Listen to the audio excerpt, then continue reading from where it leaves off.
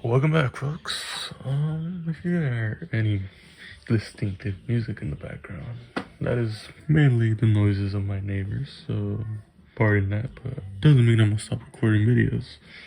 So anyways, um, first off, let's mention a couple things. So I've been experimenting with releasing certain videos on certain days. So far, I have tried Mondays, Wednesdays, and Fridays, and I noticed that Mondays and Wednesdays are particularly my more successful, like, how do you say, where I pull the most views. Friday, I did not really pull as much views, although I did release the video an hour differently, so that might be the case. But overall, I'm not saying this because I plan on having a video schedule, but just to be in particular, you should expect that I release videos on either Mondays, Wednesdays, or Fridays going forward at 12 p.m. or 1 p.m. Pacific Standard Time. And that's besides the point. Let's get into this video. So this was a video that I forgot to make, actually. I was too busy making the St. Augustine and the Friedrich Nietzsche and the other video, the Albert Camus. And I forgot to make a video about Cicero's Brutus. So let's get off with the backstory of Marcus Tullius Cicero. Some people might not know who this great man is. And, well, this man was a Roman orator, Roman politician in the late Republican period. And by the late Republican period, we mean that during the era of Julius Caesar and Pompey the Great. And the Roman Republic has three periods. The early Republic, which was led by Lucius Junius Brutus and Collatinus Tarquinius, the two founders of the Roman Republic. And then the middle Roman Republic period is Scipio Africanus, and then we got Cato the Elder. Those are just central figures, a part of these periods, and then the late Republican period. So the late Republican period is a interesting period of Roman history. You can see the degradation of the Republican values and whatnot, and most importantly, the mos maiorum. The mos maiorum is an interesting concept. It just basically means the ways of the ancestors. And to understand Rome, you have to understand that they really catered to the ways of their forefathers, and those were the examples that you followed if you were a young Roman man, say plebeian or patrician. Like, it did not really matter. You worked in the way of the ancestors because that was the proper way to do things. And Marcus Tullius Cicero and the republic he grew up in and lived in was not exactly that. It was a bit more corrupt in nature. People were starting to basically sell away consulships, aedileships, all the particular politician office in Rome. And Cicero was not really a big fan of that. And Cicero himself was not a patrician. He was a plebeian. He came from a plebeian family, equestrian kind of class. So Cicero he did not really have the nepotism in Rome to really get things. So everything he got was through his own talent, his own merits, basically. And that's one of the more interesting things about Cicero. Cicero is someone very admirable, to say the least. A very patriotic kind of man. But most importantly, he was a literary genius. We have many works of Cicero. We have the Brutus, the Republic, not to be confused with Plato's Republic. We also have a bit of little philosophical works of his. We have speeches. We have letters too. We have like a mix of everything that we could possibly ask for, and ancient figure we have this many works of. And the origins of why we have these many works of Cicero is because it's according after Cicero was assassinated by Mark Antony and the whole new triumvirate. Cicero's works were published without when he died, and these included many works of Cicero which were not intended to be released, and some of these works did not really paint Cicero in a good light because Cicero was a bit more of a two-faced kind of guy, and this has let us understand Cicero more actually, because we get to see the true Cicero. We get to see works that were meant to be published and then works that were not meant to be published. And this overall gives us a good idea of what this man was like. And to be honest, he is an admirable kind of person.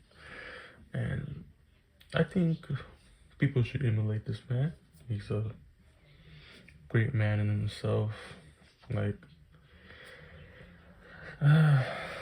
it's just such a shame that man passed away, was assassinated in such a gruesome manner. And if he did not really die that way, we could have had more works of this man. But anyways, that's a quick little background and overall my stance on Cicero. And the work we're here to focus on is Cicero's Brutus. The Brutus it's kind of like a Platonic dialogue where it has three characters talking, and the three characters are Marcus Junius Brutus, one of the assassins of Julius Caesar, and Titus Pomponius Atticus, a good friend of Cicero. And then we have Cicero himself in a dialogue. And basically they give you a brief rundown of oratory. And they're basically discussing the qualities of all the leading Roman orators up to the time of Cicero. And they go through a very lengthy history. They mention a lot of figures. They start off with mentioning some Homeric characters. And then we have the Golden Age Athenian politicians like Pericles, Caimon, Themistocles, Aristides. They mentioned Thucydides, but Thucydides is not really an orator in my opinion. He did record speeches, but he was no orator. And apologies for cutting out there, but as I was saying, Thucydides is not really an orator. Historian, sure, probably one of the best historians ever, but that's about it. And then Cicero starts going over certain figures like Cato the Elder. Cato the Elder is more in high praise, and they pretty much describe a lot of figures, and they just describe they talk about the development of oratory, how it was more archaic back then, and how it's evolutionized to the point where it's at today, where it's a big thing in their society. And oratory was a major thing because you really had to move the people in those days. I mean, you still have to move the people in the current politics, current today, I mean. But it's just not the same how orators just had this power, and now oratory in general is just something ascribed to politicians in general now. Because I believe there was, in ancient Rome, there was really a lot of main figures in politics that had different powers. There were the ones who were good at being military tacticians. There were the politicians themselves, and then there were the orators. So it's three classes of people who commanded great power and influence within the Roman government. And in our current state of politics, we don't really have that anymore. We don't really have generals with great power. I mean, they're pretty much subordinated to the state as it comes, and for good reason too, because we would be having revolutions quite frequently if that was the case. And politicians politicians are they're just a mix of politicians and orators at this point. They have to know how to move the people. Although the way they do it is through demagoguery nowadays. Not really a good tool. And that was the result of this new election in the United States, where Donald Trump was very much of a demagogue in this manner, pretty much pulling towards the people's needs and whatnot to get the popular vote and overall win and secure the presidency. But what can we do when people are worried about their necessities overall? Well, selecting someone who is built for the position, and over time with their work in office, they could provide the citizens a better quality of life. Let's just hope this new elected president does the job. But that's besides the point. The Brutus is a really simple work. You should probably just read it. Like, you're just gonna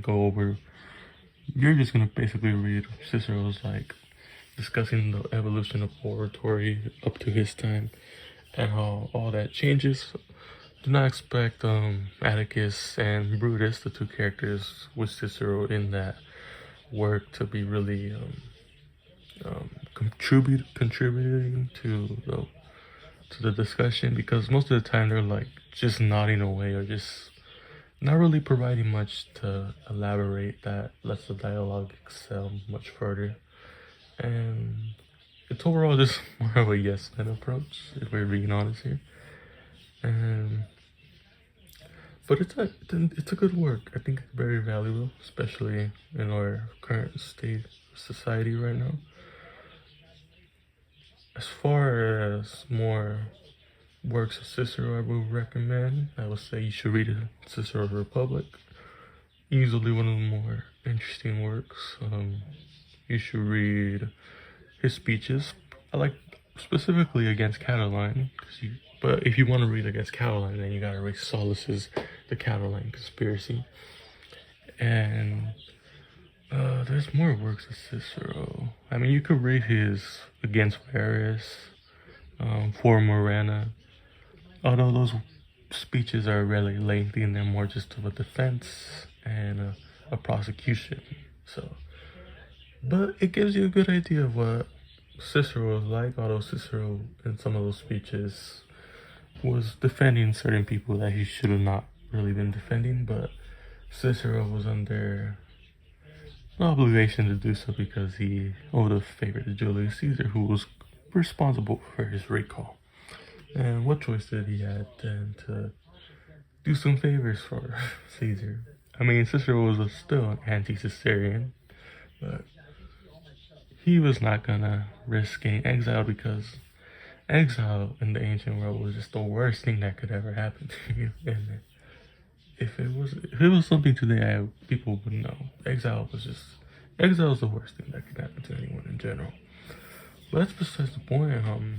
That's pretty much it. What I have to say about Cicero and his Brutus. Pretty good quality work. And if you want to hear more about Cicero, just let me know, and I'll see you in the next video.